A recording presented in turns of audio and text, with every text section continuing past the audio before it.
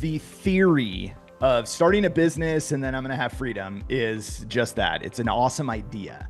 Right. It's intoxicating. Yeah. I mean, it's amazing, and everybody jumps to it and they want to do it and they think it's awesome. And then you get grind hustle, or culture, hustle culture. And it's, no. If you're not doing 15 hours a day like Gary Vee, then you're not working hard enough.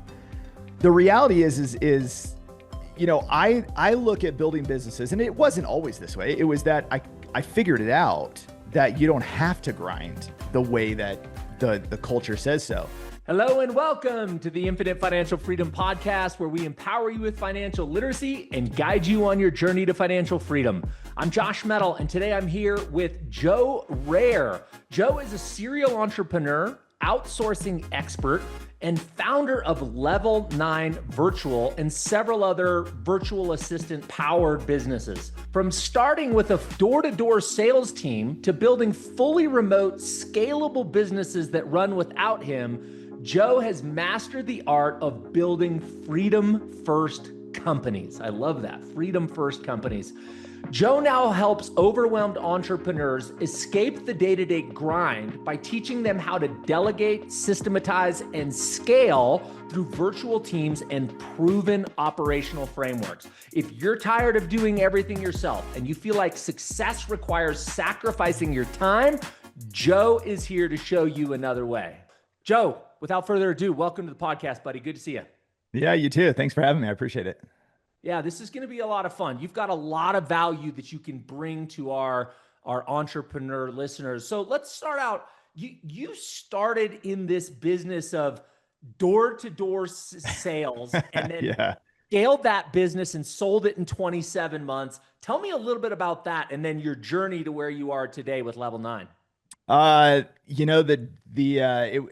They hook you on this door-to-door sales thing back then with this entrepreneurial dream, right? And that's what they're looking for. They're looking for people who have this ambition, who will go out and, it was the greatest sales lesson you could possibly get is really understanding that, a certain number of no's equal a yes.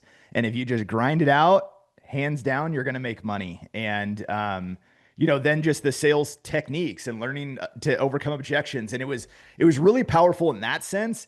And it eliminated fear from any sales, situation whatsoever, because we were just so used to just getting told to, get out of our building, get out of our office. So you just get used to it, who cares? Like, just keep going, and I think that grind was really kind of what set me on a really, really strong path to just building businesses later. And, with that business, I grew it. I lived in Seattle for a quick minute while I was actually building it. Then we decided to move to Sacramento to open up an office there. And, and I was grinding away 16, 18 hours a day, 7 days a week. Didn't matter. I didn't have a life, didn't have anything. And, I got super, super lucky. Because in the moment of burnout, a guy walked into the building while I happened to be there and literally asked if I'd be willing to sell the contracts that I had for the product line that we had. So he kind of knew the business, and he asked to buy the products and to get access to the contract. So we worked all of that out. I sold it. I probably should have sold it for more, but I was 22 years old, so I didn't know anything. And I think I probably got taken for a nice little ride there. But it let me move on to the next thing, which was kind of cool. So very cool. It's always the painful lessons that teach us the most. Oh yeah, for sure. So what are some of the first things that you learned to outsource? Because that's really where this journey has taken you, right? From the guy who's working 16 to 18 hours a day, has to do everything himself, to the guy who's created sales with outsourcing. So how did you come into that realization? And then what were the first couple of things you started to outsource successfully? Yeah. So I, like many people, got to the outsourcing game through two books, The World is Flat and The 4-Hour Workweek. And so I had jumped from selling that door-to-door sales business to get into real estate. The nice, '08 crash really, really stung. And I was in a really bad spot, lost every property that we had, gave, I think, 8 back to the bank, just walked away from literally everything. And so I was actually staying with my sister. I didn't have any place to live. I was at the bottom of the barrel there. And a friend gave me the 4 Hour Work Week and said, "Hey, you should read this." And so I was like, "Okay, if this is real, if this is even a fraction of what he says is real, I can do this page by page. Like I can follow instructions and build this." And so, a huge part of that is the outsourcing side of it. And so I'm like, yeah, it makes perfect sense. You get somebody for, a few bucks an hour to do some of the things that you don't want to do, can't do, don't have time to do. And so that was the start of it. Is I started an e-commerce business selling supplements. I moved down to San Diego and got a roommate and lived near the beach and sat at my kitchen table and literally went page by page building an e-commerce business from the 4 Hour Work Week. So the outsourcing piece of it, we started out with graphic design, web development, social media marketing. That was right at the time kind of Facebook ads started to come out. So I put my focus there because that would drive sales. And so my whole intention was if it doesn't generate revenue, I don't touch it. Somebody else can do it. And that was that. And that's still to this day, anything in the business that doesn't have a cash on cash return, something that I can actually go, okay, this created some revenue. I don't get involved with it. I can guide and I can be an advisor, but I don't touch it. So I'm focused on partnerships and I'm focused on marketing and sales and things like that within the organization. But so the first thing that I got off my plate was literally every single thing that doesn't equate to revenue. And that was it. So first takeaway here is you read a book and then you immediately implemented. You said, Instantly. This is a recipe to build an entire business. I'm going to go page by page and this is going to be my blueprint. So that's takeaway number one for entrepreneurs out there that want to be more successful. Like a lot of people listen to a lot of podcasts and read a lot of books and then they go on to the next book and they don't do anything with the content. I wish I knew who said it, but over the past year or two, somebody has said it multiple times and I keep hearing it. And their method is if you read a chapter or you read something in a book, a chapter even, you shut it and execute it. Yeah. You don't continue reading and go, I'm going to come back to it. Here's my notes. No. Go do it in the moment. And, there's a lot of really, really good authors out right now. There's a lot of people who are doing podcasts that are phenomenal, free social media content and teaching and training. There's an enormous amount of it out there that if people would stop consuming and just do what they already learned, they would be so successful. They would be unbelievably successful. So let me ask you a question about what is your habit or system for execution? Like, how do you not get distracted from all the things going on in the day and actually create time to execute? First things first, get social media off your devices. Love it. You have to. It is mind numbing how much time people waste on social media and just consuming stuff that doesn't matter. If it is something that is super important to you, you will make time for it. We all do. So if it is important, you will make time for it. But what you will also do is you will burn time on the escapism because you're afraid to execute the things that you need to get done. So the first thing I would say is get social media off your devices because you'll end up sitting there scrolling. You don't even realize you're doing it. But 15 minutes here and there, and you do that 6 times in a day, that's a massive amount of execution time. So that's the first thing. Then I would say is like, pick a target. What are you actually trying to learn or accomplish? And then go get that information. Don't get everything, but go get the thing that you actually need and don't pick somebody who's just an author, pick somebody who's an executor, somebody who's built something with the information that you're actually trying to get. Those are my 2 simple things. If I consume something, I'm consuming it for a reason. And then I don't distract myself with just the blast of social media every day, all day long. I check it every day. Don't get me wrong. Social media is important in the business and marketing world. So I'll go in and check it. But most of the time you check it and I just look at it and I'm like, how do people get stuck in here? Like this stuff is awful. I don't want my children to ever have it. I pray to God, we can hold off as long as we can, but it is terrible. People are seriously horrible to each other. And so I'm like, I don't want to, that will affect my outcome. And I don't want to have any part of that. So that's my rant. I love it. Last thing about execution, I want to ask you, What does your day look like? Like, do you have time blocks? Do you just roll with the weather and the No. way the wind blows? Like, what does your day look like? Well, we have I have two daughters, 10 and 12, and we homeschool. And so our life is a little challenging. Now we put them into a hybrid program with at a Christian school here in town. I live outside of Bozeman, Montana. And so they get 2 days a week where they go to like actual school and they work with teachers. And Very cool. then but then we've got, a private teacher that comes to the house and there's, all this work that we have to do. So I have to be very organized with my time. So if it doesn't exist on my calendar, it doesn't happen. Period. But as you probably are, your team found out, like I don't book my own podcast. I have Martina, who is my executive assistant. She is the brain of all brains. Nothing happens that doesn't go through her. And so that is something that was probably the most powerful thing. So one other thing you want to talk about execution, I don't know why I didn't bring this up, is get out of your email inbox. One of the worst things you could do is check your own email.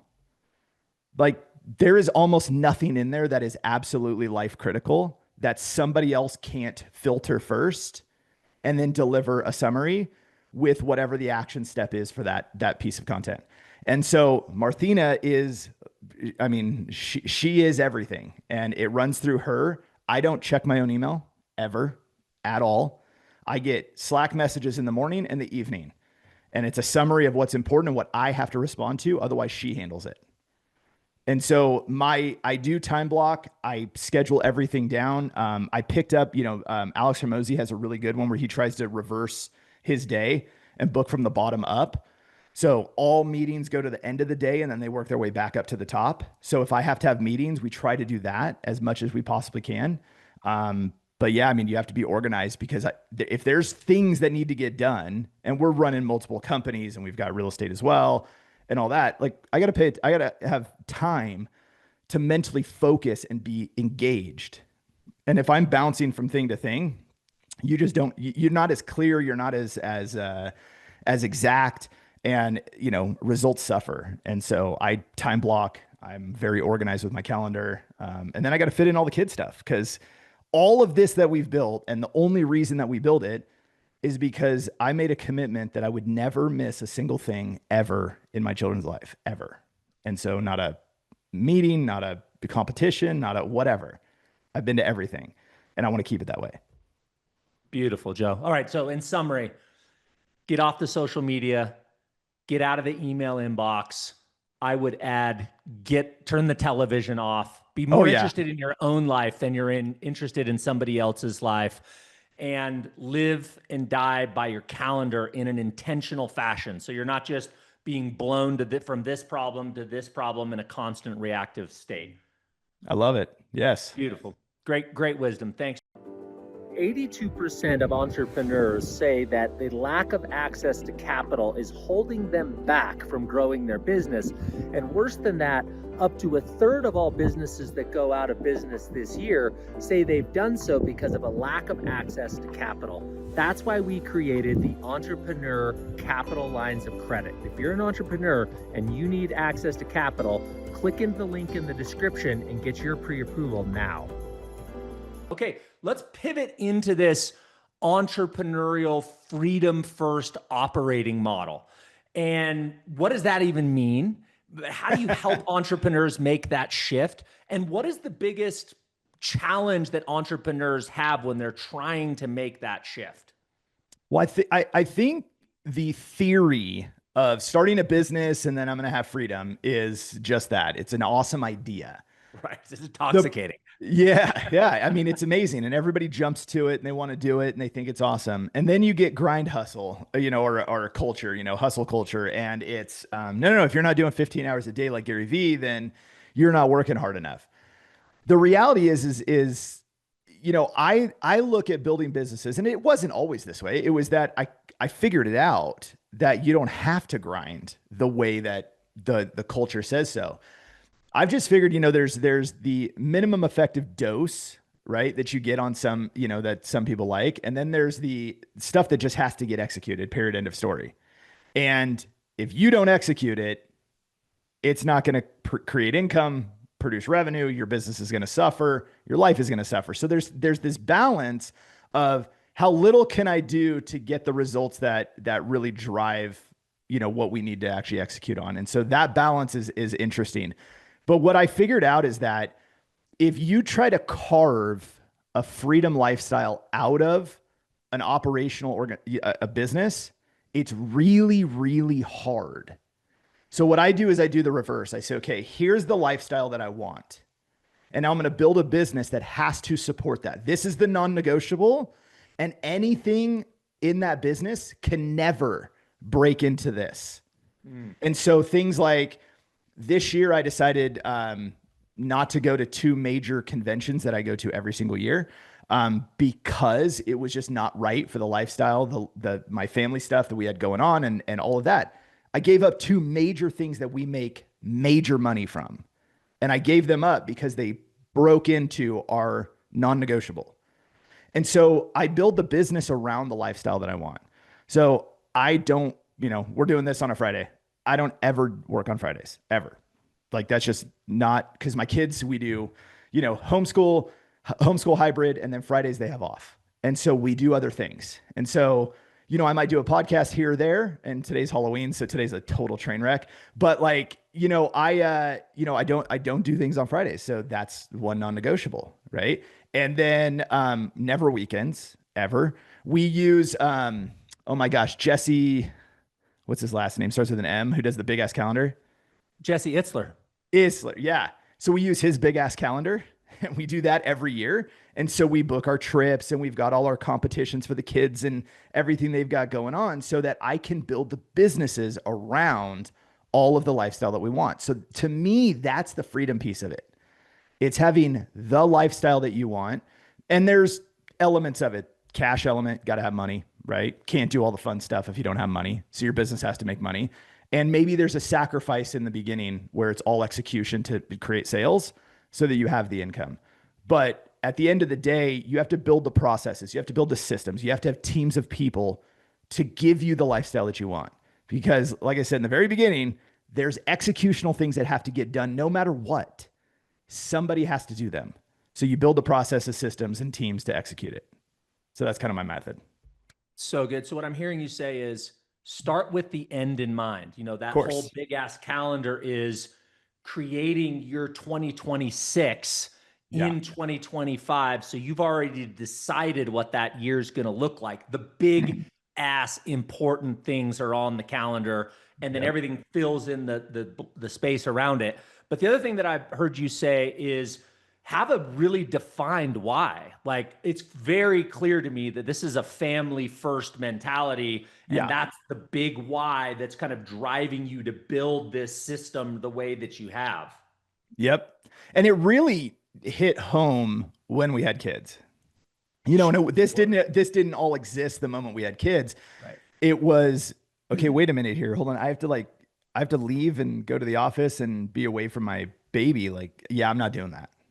That doesn't work. I love it, man. So now I'm like, okay, now we got, and sure enough, it's funny. The things that were away from the family, all of them failed because I think literally because I put that, and it's funny, I haven't really put it into context that way before, but I think it was self-sabotage. It was intentional energy, whatever. I wasn't supposed to be doing that because this was most important. So it makes total sense. It didn't align with your why. Yeah. 100%. Yeah. So I love that framing. Now let's go on to what I think the biggest obstacle is, and maybe you could identify a bigger one, Joe. But the biggest obstacle that I see most entrepreneurs have with delegation and creating systems and then, using virtual assistants is they are worried the ball's going to get dropped and they're going to look bad. So how do you get over that? How do you get over it mentally? And then how do you get over it tactically so that the system is better than the way you would have done it? So the mental part of it's the hardest, obviously. Sure. Breaking down and having the ability to just say, we're gonna have challenges. They're like every part of growth in a business is gonna have breakdowns and challenges. That's gonna happen. But so prepare for it. So what if something happened? And if you were like, back to the 4-hour work week days, Tim Ferriss has this really great part of the book where he talks about, if you were to define the absolute worst thing that could possibly happen if you took this step, right? Outside of dying, what's the worst possible thing that, and you outsource some stuff, some things get, fail. What happens really? Most people's fear around this, the mental block, is that they think it's way bigger. And if you were to get real with yourself and say, like, would that really happen? Would my total brand tarnish? Would every company leave me? Would my wife and my kids hate me? Like, realistically, when you start to kind of chunk it down, it turns out to be like this tiny little thing that would happen. And if you can take that and then go, okay, nothing would be so bad that it's irreparable. Okay, so now let's take a step back and go, all right, now how do we build processes so that we do our best so that doesn't happen? And that becomes the next piece, is tactically having a strategy that tries to reduce any issue that could possibly come up, but then has a mechanism to repair it. Right. And so that's how I would say is start to get really, really clear on the worst possible thing that could happen. And it's never what you think it is. And then get down and go, okay, tactically, if something happened, what would we do next? How would we fix it? And go through that process and outline it. Like, just create a document that outlines the whole thing. The great thing today is, because of AI, every single thought that we're trying to have about this kind of stuff already exists. Somebody's already been through it. Somebody's already created a plan just in case. And if not, it can grab bits and pieces. So use AI, go get a baseline that is like kind of your starting point, ask it all the questions, have it give you questions to answer so that you can create clarity in your own mind. And then it'll give you kind of a plan that says, like, hey, here's how you fix broken, something screws up for a client. Here's how your best way to fix it. Based on psychology, do this. Based on revenue, do that. Like, everything exists already. So don't recreate it. It's already here for us. Great advice. So Tim Ferriss has an incredible TED Talk on this. I can't remember the name of the TED Talk. It's something like disastrizing or worst case scenario or something like that. Just look up Tim Ferriss TED Talk. It's brilliant. He talks about his process of dealing with these worst case scenarios and how he rationalizes it and gets it all out on paper. And there's actually a worksheet out there that you can work through. And he's like, look, I'm the worst at this. And once I go through this process and get to the end, he's like, not the end of the world. Let's do it. Yeah. And let's go. So that was a great reference. Yeah. It's been a guiding principle, because nothing is as bad as you think it is. And even when I feel like the worst thing has happened and it's just crumbled and broke, it's like, if I just sleep on it and then I just come back the next day and go, okay, let's deal with this, all of a sudden it's not as bad. And it's like, but yesterday it was the worst thing in the freaking world. It was horrid. And then now it's just like, yeah, I mean, we're going to fix it, And another thing, here's one more thing that I would add to it that helps. Recognize that every single thing that happens in your business and in your life is your fault. And if you can be self-accountable for everything. So if it's Level 9 Virtual, my company there, if it's RevLift, my company here, whatever it is, everything that everybody does under that brand is my fault.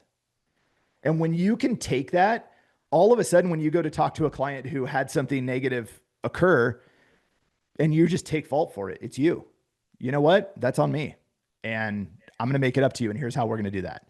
All of a sudden, it's like, they're like, this guy's taking fault, because everybody else is going to blame.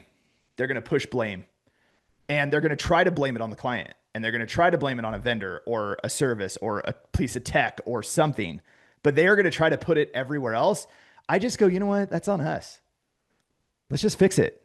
Like, the outcome you want is still the same. We just need to fix the thing that didn't get you there. That's all. Let's go do that. One of the best business and leadership books ever written, Extreme Ownership by Jocko Willink. I mean, it is a leadership masterclass. Such a great book. I'm sure that's influenced you and your mindset around this. For sure. Yeah. Yeah. Let's talk a little bit about the difference between outsourcing a few tasks and building like a true VA powered business that runs without you. Because I think most people, or many people, I should say, have dipped their toes in the water with this, but really hasn't seen it to its full capacity or potential.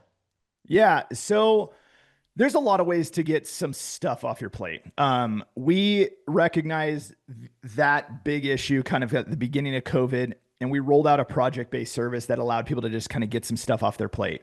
Typically, our core service offering is like a one-to-one. You need somebody in your team working in your business directly. We will manage that human being, payroll, HR, benefits, everything. And then they work within your business. They use your systems. They're part of your team. You give them an email address. They work every day for you. However, then when, the beginning of COVID kind of hit, we noticed that there was this huge dip and we went, wait a minute here. Everybody's still trying to save their business. However, the biggest problem is they don't have the same money that they had before. They can't figure out how to, give enough work to somebody internal.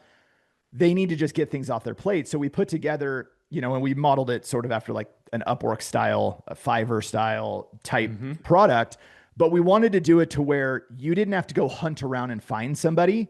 We had a specialist team of people who'd done the exact thing you want done hundreds, if not thousands and thousands of times. And so we created our projects on demand service.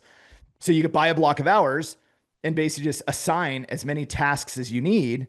So it could be any range of things from an admin task to a social media, content calendar and, create content and, graphic design, video editing, CRM, marketing automation, custom builds, API, developer, website, all this stuff. So we have all of these different people who already worked in my business. They work for me. They work on my stuff. So everything that exists for any of my companies are built by the VAs. Well, now we were giving access to people who needed help. They could use my team. And so it became this really cool thing. They've already done the projects. They already know it. They know the platforms. And so it allows people to get things off your plate. So that's one form of outsourcing, is just saying, hey, I've got all this stuff that I keep saying I'm going to do. I've got this thing on my website, which you picked out on my personal brand website. This needs to get done. And I don't know how to do it. I don't have time to do it, or I don't want to do it. It's going to take me forever to go find the right person, test them out, do all that stuff. Instead, you just come and say, hey, Joe's team's already done this, 10,000 times. Let's just have them help us. And so you buy a block of hours, you assign the task, and then it's off to the races. You get it back. So that's one form. And then the other side is like, do you want to build a team? Do you actually have internal stuff that needs to get done in your business? Things that are consistent, things that are, on brand that you have to do within your business every single day. That I would say is a team member. And so then you would hire somebody direct who would work within your team. And then hopefully that builds and you build a bigger and bigger team. So that's kind of the difference between the two. I don't know if that clearly answered the question, but we can. It's a great answer. And I think that perhaps some of the challenges that entrepreneurs might have is it's very different to have somebody in your office where you have a morning meeting every morning at 8:15 and you're pressing flesh every day and you're going to lunch together, than leading a virtual team. So how do you get alignment, stay productive, teach people quickly, and create loyalty and commitment to the cause in a virtual type environment? The exact same way you do it in person. So virtually just means that we're doing this right here for a little bit. We do this in the morning as a morning meeting. Okay, great. So now we just did that. We do a check-in a little bit later. Somebody else on the team has direct relationship. I mean, we have clients who sit on Zoom and they have an open Zoom room with their VA for most of the day because they're collaborating and they're just going back and forth, or maybe it's Google Meet or whatever. But like so they're literally in the same room, because you sitting in this room and somebody else in an office down the hall, you either have to get up, walk down the hall and go make that connection, or you're probably sending chat messages, Slack or something else back and forth. You're literally in the same building. You can do the same thing in different countries. It doesn't matter. And so that is one of the things I say, treat it as if they're next to you. Treat them as if they're part of your overall team. So the companies that get the best results with outsourced teams treat their VAs like team members. Like there is no distinction. That means that when you do an event at the office, the Zoom is on and that person is invited. And you set up a screen so they can see, they can talk, it all exists. Those people have the greatest results. And then the people who I would say have less results, they just treat it like this is a transactional thing. That person's over there. They do some stuff for us, but this is our office. That's not the way to do it. If you want to build and you want to execute a real team, invite them in, have them be a part of it. We do this huge New Year's party every year, like a New Year's kickoff party. And we have hundreds and hundreds of VAs in the company who all get on the same. They do games and they do giveaways and raffles and all this crazy stuff. People do skits and they pre-record, video skits, and they do this like it is like a comedy show for like 2 or 3 hours. It is hysterical. And that's how you do it. You're still building the exact same culture. It's great. Yeah. I mean, at the end of the day, people just want to be seen and appreciated. And you can do that in person, and you can do that on Zoom, and you can do that virtually. 100%. And I'll add one other thing is like, don't be afraid to, when somebody does something effective, there's a couple ways to, I would say compensate them for that. Show appreciation. You can do it financially, which is massively, most people love bonuses. And the cool thing is we outsource to the Philippines, right? So your bonus, you kick over $100, you blew their mind. Yeah. You blew their mind, right? Now, the other thing too, is you go, hey, you know what? I'm going to give you the Friday off so you have a longer weekend. That sometimes is all they need. It lets them recharge. They spend more time with their family. And so little things that people forget about because they're like, oh, it's a virtual assistant. It's over there. And it's like, no, they're still the same. Focus on those things. And we've got a guy on a client of ours, Brad, and I want to say he has a team of like 10 or 12 or something. He's got a serious team. I've never seen anybody send in more bonuses for VAs. Like it's just constant. And he's like, hey, let's do pay raise over here. Do this. Hey, we're giving a bonus here. We're doing this. Day off over here. Half day off over here. They're going to come in late. And it's just constant. And his VAs, they would go to the end of the earth for him. And that's what you want. But he treats them as such. Absolutely. Yeah. They're seen, heard, appreciated, and they're in for the cause because he has treated them with that mutual Absolutely. respect. Yeah.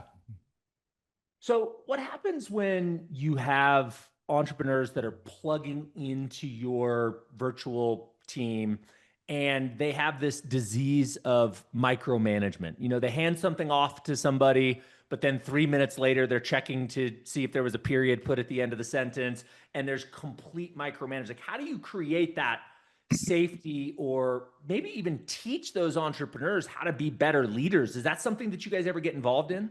We have to. Yeah, it happens a lot. So it starts on one side where we manage the VAs internally from our side. So there's constant check-in. They have team members who actually are looking at them. How's it going? What challenges are you having? How's the experience?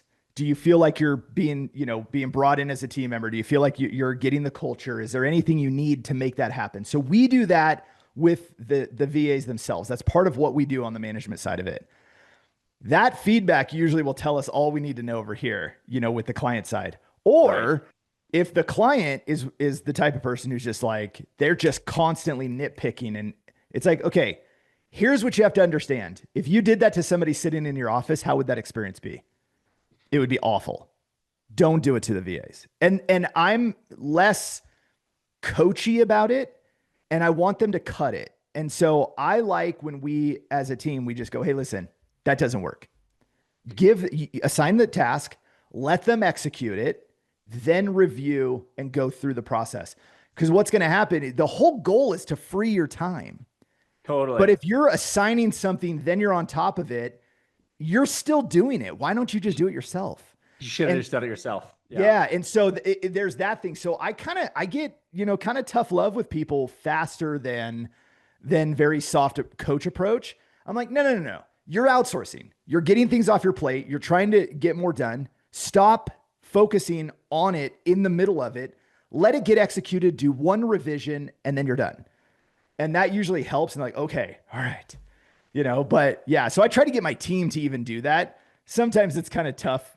Filipinos don't necessarily want to be very, Conflict confrontational. averse. Yeah. Yeah. Very conflict averse. So sometimes that comes back and they're like, Joe, we've got somebody who's this, or they'll talk to Dakota or somebody else. But yeah, it's pretty funny. It's great. I love it. I'm glad that you do that. And I think entrepreneurs need it, right? Especially those who haven't built teams before, don't have trust, or maybe they've tried and it's failed and they've got some, Oh some yeah. scarring or damage around that. So Oh I'm yeah. glad that you step in there. Let's talk about the signs that an entrepreneur, let's say there's an entrepreneur listening to this and they're like, man, that sounds great. What are the signs that an entrepreneur is hitting that kind of burnout or ceiling level, and it's time to install some of these systems and virtual assistants? I mean, they'll feel the burnout before anybody will see it. But some of the signs are flatline growth, right? When Mm, they slow down their growth, yep. quality declines as far as how they fulfill services or whatever it is for their client base. Those are some of the big signs there. And then when they have less interest in being a part of of the business, you're kind of running into that kind of burnout or just discontent. And I would say they're probably late and they should have built teams before. Because when you start to dislike your business, even build like now you don't even want to build a team. And like I've had a business where we did that and it's like, oh man, yeah, I really waited too long. So I would tell anybody at any phase of their business, no matter what you're doing, make the investment on the front end to be ready to build teams. If you don't have the cash to do it, which is one of the biggest reasons I love outsourcing, is it allows you to kind of leapfrog that lack of capital. People get started and they don't have any money. And it's like, well, I don't have enough money to hire somebody local because it's going to cost me, 7x what I could pay if I outsourced. We bridge that gap and let you get good staff to get you over that hurdle so that you have somebody on your team. But in the beginning, if you don't have the capital, just prepare. My philosophy and how we build businesses, every single time it's now like an executable step. I say, okay, great. We have an idea. Let's determine if anybody will give us money for it.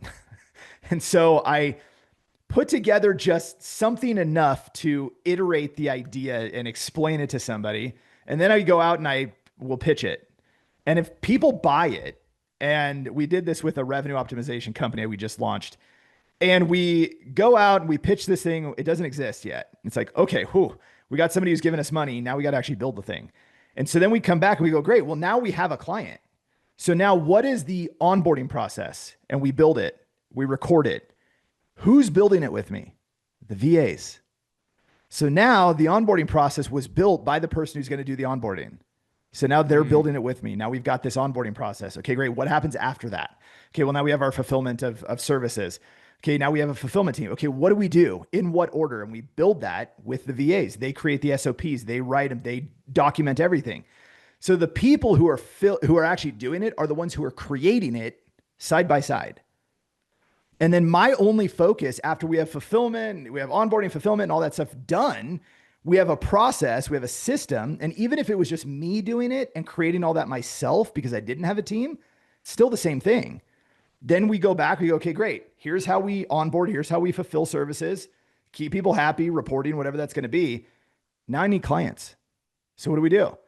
Prospecting, sales, to onboarding, to fulfillment, and onward. And that's the process. Okay, great. What's the first person I need to put in place? Prospecting. So somebody prospects. They tee me up for sales. I close the sale. We have to onboard them. I'm not going to do it. Put somebody in place for that, fulfillment and so forth. And that's how we how we build a team linearly. Yeah. There you go. We got it. I'm like, but so it's so funny because I'm like, this isn't really that challenging. And maybe onboarding and fulfillment is the same one person if it's a simple process. But it's the idea of putting everything down step by step so that you just know this happens, then that happens, then this happens. And if you document it, if you record yourself doing it, you can repeat the training, teach other people to do it. So that's my simple kind of no-brainer process in starting a business from zero. Joe, that was brilliant. Like the idea of creating a conveyor belt, if you will, right? The widgets Yes, come there in you over go. here, everything's put together, and then the automobile goes out there. That was brilliant. But the idea of building that with the VA who's going Yes, to execute, or when things get too big, she's going to train the person to that's it. execute. And she was, or he was part of the original creation team. Like, that's brilliant. I had not thought of that before. Yeah. And so if it's something that I have to teach somebody else, we do what we call play, pause, do. And I don't know, probably 15 years ago, I stole this from somebody else. So we create a video and it'll be me showing you how to do something. And I'll get a certain point down. And I'll say, okay, great. Pause the video, go do what I just showed you, then come back and play. So play, pause, do. And then they come back, hit play. Okay, great. So you should have just done this. Great. Now we're going to go through this. We go through that. Okay, pause the video, go do what I said, come back and push play. And then we just do that over and over and over in this one video, and it executes whatever they need to go learn how to execute. And that's it. And they just did it. So it's like, okay, do you feel like you can do it on your own? Yes. Okay, great. Go do it on your own. If it's not right, you have to start the video from the beginning. And then they do, okay, great. Play. Have to do the stupid part again. Go. Like, and then they just, and it's that repetition. It's always there if they ever need it. And the videos are chunked into chapters so they know, like, I keep breaking this one thing. Okay, go to that one part. How did he do it compared to me? That's the, and so that's it. And then now the team does it that way. And so that's how they teach each other. And then I'm out of the mix and I don't have to do it. And by the way, everything you're describing is about 1,000,000 times easier with the advent of AI. Oh God, it's so much easier. So much easier. Yeah. Things that would have taken hours to type out and write out, standard operating procedures and onboarding procedures and all those things. Now minutes, maybe 20 minutes instead of 2 hours. Oh, for sure. Yeah. It's just, and it's, the more tools you uncover in this AI game, the faster it goes. Now you can do what we talked about in the very beginning, which is get distracted, because you can all of a sudden go down a rabbit hole and 3 hours are gone and you've been playing AI and figuring stuff out. But for me, like where I am today, there's a bigger intent on making some of that stuff happen, because we can, like, we just found lovable.dev. I don't know if you're familiar with Lovable, right? Build websites and graphics. And so we launched an entire business by me typing into the AI. So I created a logo, which we had to have the logo because I was going to order some hats. So I was like, we're all in on this business. This is what we're going to do. But I had Chat GPT on one side and Grok, and creating what does the business do? How does it do it? What, like every step of that. And I had it created, and I just iterated it over and over. Then I said, okay, great. We need to build a website. Like, give me every single spec on that site outlined to a T. And so if it's the header, logos here, this dimension, here's the other links in it, here's the buttons in the header, next is the hero image, this graphic, this size, it should look like this, it should have this, every detail. And I went section by section of every page of the site, took that and went to another AI tool and said, I need a website built off of this spec. I want it to look like the style of this other site over here. So it did a clone of the original site, layered my stuff on top. I made a few tweaks for, I don't know, a couple hours maybe. And then we had a fully functional, content heavy, conversion ready website. Couple hours. Imagine doing that on a Saturday. What's the name of the AI tool that you use to create the website? Lovable.dev. Oh, that's Lovable. Okay, got it. Yeah. Lovable.dev. Great. So the funny part was I created that, and then I'm like, I know, but now I need to, I need a little more to explain this. So I'm like, I'm going to do kind of like a webinar, but I'm going to do a 3-part video series. So then all I said is, hey, take that website and I need you to create me a slide deck that matches the branding of the website. Here's all of the content, and I need graphics. I need it designed so it looks, like presentation ready. Boom, minutes. Presentation. Brilliant. I'm like, this is nuts. So then we launched the business, sales came in instantly. And I was like, we can do anything. Like, this is amazing. We can do anything. It feels a little bit like you're the captain of the Starship Enterprise when you're deep in AI creating at that level, doesn't it? It's so weird. I go back to my team and I said, so we got web developers, we got graphic designers. And I said, hey guys, you're in trouble. Totally. And I said, and not in a bad way, I said, but what that means is this is where you need to give your attention. Yeah. Now, there's always going to be design and development that is manual, hands-on. People want that. I'm like, but you guys better know these tools inside and out. And sure enough, what do? They just go out and execute and master. And they're like, oh my God, this is amazing. I'm 3 times faster. I'm this, I'm that. And I'm like, there we go. And so that's how we're gearing our team to be AI first with the human as an enhanced AI virtual assistant. It's exactly the way I see the model in the future of the world. Same exact way. It's beautiful. Joe, I'm going to give you one more, what I think may be the most powerful question of our conversation. And then I'm going to turn it over to you for a closing thought to entrepreneurs that haven't quite put all these pieces together, or maybe have a fabulously running business, but they realize that hiring internally full-time isn't going to get them where they want to go. So be thinking about that closing thought. But here's the question I had for you. What's your framework or goalposts, if you will, for deciding what's worth your time as a founder and what should be delegated? Like, how do you decide what's in your genius zone, what should be stopped doing, and what should be delegated? So not every entrepreneur is, well, I want to make this such an easy statement, but I realize that it would only come in my perspective, which is that if it's not revenue focused, I don't touch it. Period. Like, I don't care. Like, what I learned is that I am really, really bad at managing groups of people. I'm not good at keeping people motivated and fired up and checking in. I don't like to manage people. So I've got my small group of just a few. They do the rest. They do all of that. And it took me a very, very long time and a lot of struggle to get to the point where I actually was able to admit that and understand it and go, wait a minute. Like, it's okay that I suck at that.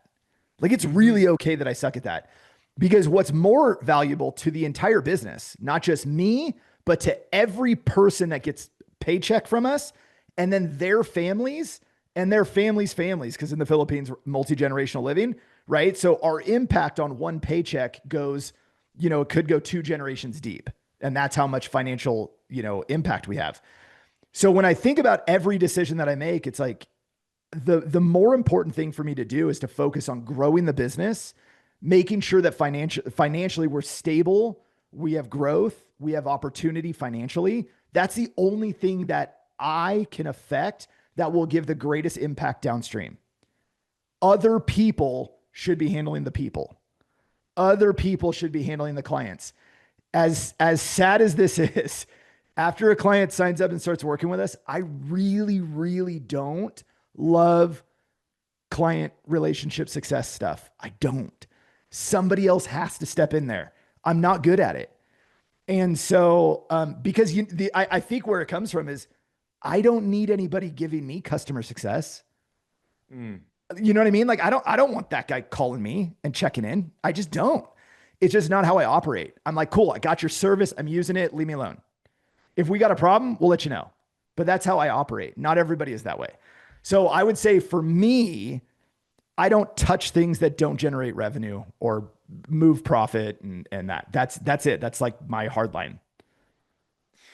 I'll just give you one other framing that I really heard coming from you when you described that. Like, it occurred to me that the things that you're saying are in your lane are both high return on investment, meaning you're going to yield the most amount of financial results in exchange for your time, but they're also high return on energy. Just like hearing you describe what your lane is, you like just light up. So I'm imagining when you're engaging in those things, you get to the end of an hour doing that thing and you've got like more energy than you had the hour before because the activity just fully lights you up energetically.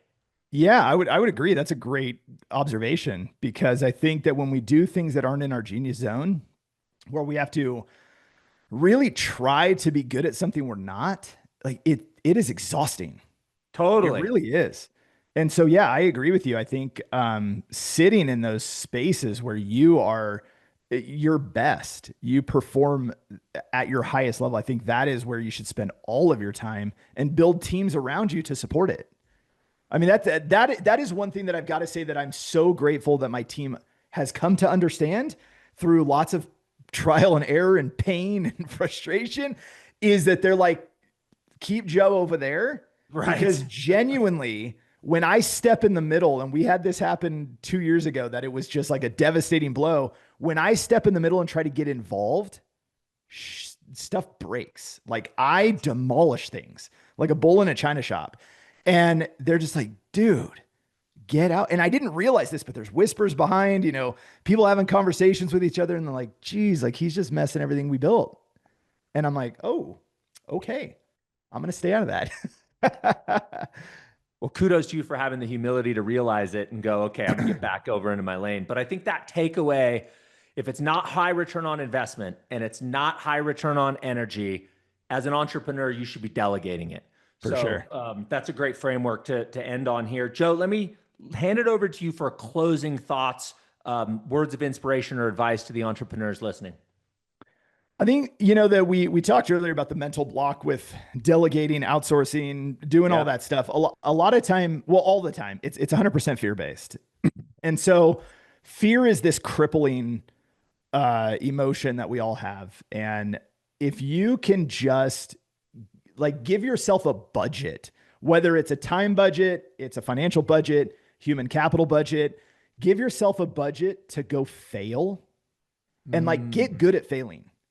One of the things, I kind of explained our process in starting a business. Like we start businesses and like, we'll do like, a micro business, get it to 100 grand a month and then sell it, build something super quick. And I love doing it because it teaches me so much because we have so many failures. But what ends up happening is because we fail so many times so fast, we get to the result before most people finish designing their logo. mm. And so, when we go, like we just launched a company literally 2 weeks ago, we'll hit 100 grand a month by probably next week, like in reoccurring revenue. And again, I did this all literally chatting with AI to build everything. And so, now we have this model and it's like, okay, we can do this even faster than we used to. I had this success story where I built an agency and we went from 0 to 100 grand a month in 4 months. And I thought that was insane. And I got a ton of, press and love and people thought it was amazing. And now I'm like, we should be doing that in weeks. Like there's no reason we shouldn't do it that fast. But I have no fear in failing.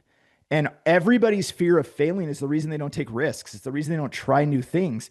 So I would say give yourself a budget or you could call it latitude to go fail. And then with your team, this is one of the easiest things to create massive success fast with a team. Give them the okay to go fail, go mess up. Now, here's the caveat.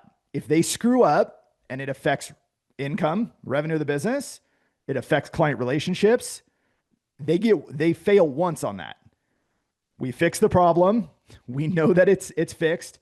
If they do it again and we have another like that, that's not right. But giving them the latitude and realizing like nothing, the Tim Ferriss thing, nothing is as bad as you think it's going to be. Go fail, get back up, keep going, and you'll get results faster than everybody else because everybody's kind of tiptoeing around trying not to have that failure on their record. And I'm like, dude, I'd rather take so many shots that we learn the lessons quicker, faster. And it's like, they said no, but they said yes. What's the difference? Okay, go, like fix that, bridge that gap. Let's move. And so, yeah, I love talking about failing fast. And then, and the idea of failing forward. So that's how I would leave everybody.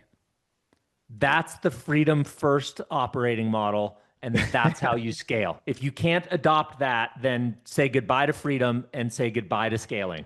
That's a great close. Yes, that's it.